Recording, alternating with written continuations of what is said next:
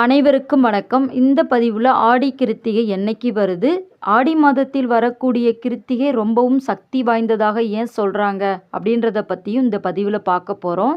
முருகப்பெருமானின் 6 படை வீடுகளில் 2 வீடுகளில் ரொம்பவும் இந்த ஆடி மாதத்தில் ரொம்ப சிறப்பாக கொண்டாடப்படும். அதை பற்றியும் ஆடி கிருத்திகை நாளில் விரதம் இருந்து முருகனை வழிபாடு செய்தால் நமக்கு என்ன நன்மைகள் கிடைக்கும் என்பதை பற்றியும் இந்த பதிவில் பார்க்கலாம். வீடியோவை ஸ்கிப் பண்ணாதீங்க, வீடியோவை முழுமையாக பாருங்கள். இது வரைக்கும் நம்ம தெய்வீக ஆற்றல் சேனலை சப்ஸ்கிரைப் பண்ணாமல் பார்க்குறவங்க உடனே சப்ஸ்கிரைப் பண்ணிட்டு பாருங்கள். ஆடி கிருத்திகை முருகப்பெருமானுக்கு கொண்டாடப்படும் ஒரு விழா. கிருத்திகை நட்சத்திரம் முருகனின் பிறந்த நட்சத்திரமாக சொல்லப்படுது. அவரது கோயில்களில் அன்றைய தினத்தில் விளக்குகள் ஏற்றி அலங்காரம் செய்து முருகப்பெருமானுக்கு ரொம்ப சிறப்பாக வழிபாடு செய்வார்கள். ஒவ்வொரு மாதமுமே கார்த்திகை நாள் உண்டு. கார்த்திகை நாள் என்பது கிருத்திகை நாள் என்று சொல்லப்படுது.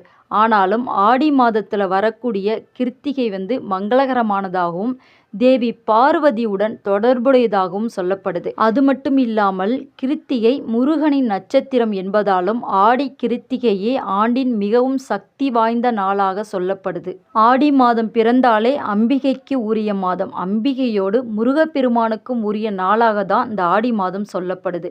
இந்த மாதத்தில் முருகனின் நட்சத்திர நாளை நம்ம கொண்டாடுவதால் அதன் புண்ணியம் இரட்டிப்பாகும் என்பது நம்பிக்கை. முருகப்பெருமானுக்கு பழனி, திருச்செந்தூர், சுவாமிமலை, திருப்பரங்குன்றம், திருத்தணி மற்றும் பழமுதிர் சோலை ஆகியவை முருகப்பெருமானின் 6 படை வீடுகள். இந்த 6 படை வீடுகளில் ஆடி கிருத்திகை நாளில் பழனி மற்றும் திருத்தணியில் மக்கள் கூட்டம் திரளாக படையெடுத்து செல்வார்கள். முருகப்பெருமானின் அலங்காரத்தையும் அபிஷேகத்தையும் பார்க்க காண கண்கோடி வேண்டும் என்று சொல்வார்கள். இந்த ஆடி கிருத்திகை நாளில் பக்தர்கள் விரதம் இருந்தாலும் இல்லைனாலும் முருகப்பெருமானை மனதார வேண்டி ஏதாவது அவருக்கு பிடித்தமான மந்திரங்களை சொல்லி வீட்டில் அல்லது முருகன் சன்னதியில் ஒரே ஒரு நெய் தீபம் அல்லது நல்லெண்ணெய் தீபம் ஏற்றி வைத்து மனதார என்ன வேண்டுதல் வேண்டுமோ அதை முருகப்பெருமான்கிட்ட சொல்லி வேண்டிக்கிட்டா இந்த ஆடி கிருத்திகை நாளில் வேண்டும் போது அன்னை பார்வதி தேவியுடன் இணைந்து முருகப்பெருமான் நமக்கு அந்த வேண்டுதலை நிறைவேற்றி வைப்பார் என்பது ஐதீகம். முருகப்பெருமானுக்குரிய ஆடி கிருத்திகை கிருத்திகை நட்சத்திரம் தொடங்கக்கூடிய நாள் ஆகஸ்ட் 6, 2026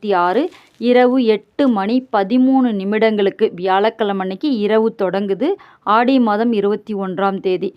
கிருத்திகை நட்சத்திரம் முடியக்கூடிய நேரம் ஆகஸ்ட் 7, 2026 மாலை 6:43 முடிவடைகிறது. அன்று வெள்ளிக்கிழமை. ஆடி மாதம் 22ஆம் தேதி முடிவடைகிறது. அப்போ முழுமையான கிருத்திகை விரதம் வெள்ளிக்கிழமை தான் இருக்குது. மகாலட்சுமி தாயாருக்கும் அம்மனுக்கும் உரிய நாளில் முருகப்பெருமானுக்குரிய ஆடி கிருத்திகை விரதமும் வருது. அதனால் இந்த நாள் ரொம்ப சக்தி வாய்ந்த நாளாக சொல்லப்படுது. ஆடி கிருத்திகை முருகப்பெருமானுக்கு விரதம் இருக்கிறவங்க வெள்ளிக்கிழமை காலையில் இருந்தே விரதம் இருக்கலாம். அன்று இருந்தால் அம்மனுக்கும் உரிய நாளாகவும் அமைகிறது. விரதம் இருக்கிறவங்க அன்றைய நாள் விரதம் இருந்து மாலையில் முருகப்பெருமான வழிபாடு செய்தாலும் அல்லது மதிய வேளையில் வழிபாடு செய்தாலும் முருகனை நினைத்து ஒரு விளக்கேற்றி வைத்து மனதார வேண்டிக்கோங்க. உங்கள் வேண்டுதல் என்னவோ முருகனை நம்பி நம்பிக்கையோட வேண்டுதலை வைங்க. ஆடி மாதத்தில் வரக்கூடிய கார்த்திகை நட்சத்திர நாளில் முருகப்பெருமானை நினைத்து அவருக்குரிய ஏதாவது ஒரு மந்திரங்கள், கந்த சஷ்டி கவசம், கந்த குரு கவசம், அனுபதி, உங்களுக்கு என்னெல்லாம் முருகனோட மந்திரம் தெரியுமோ சொல்லலாம். அப்படி தெரியாதவர்கள் ஓம் சரவண பவ, ஓம் முருகா போற்றி அப்படின்னு சொன்னாலே போதுங்க. முருகப்பெருமானோடைய சக்தி ரொம்ப அதிகமாக இருக்குமா. மலை மீது உள்ள பழனி திருத்தணியில் ரொம்ப சிறப்பாக கொண்டாடுவாங்க இந்த கார்த்திகை நட்சத்திர நாளை. முருகப்பெருமானுக்குரிய இந்த நாளில் நம்ம என்ன வேண்டுதல் வைத்தாலுமே முருகப்பெருமான் நிறைவேற்றி வைப்பார் என்பது நம்பிக்கை. நீங்கள் முருக பக்தராக இருந்தால் ஓம் முருகா என்று பதிவிடுங்க. இந்த பதிவு உங்களுக்கு பிடிச்சிருக்குன்னு நினைக்கிறேங்க. இந்த வீடியோவை லைக் பண்ணுங்கள். மறக்காமல் நம்ம தெய்வீக ஆற்றல் சேனலை சப்ஸ்கிரைப் பண்ணிக்கோங்க. உங்கள் ஃப்ரெண்ட்ஸ் அண்ட் ஃபேமிலிக்கெலாம் ஷேர் பண்ணுங்கள். மீண்டும் சந்திப்போம். நன்றி, வணக்கம்.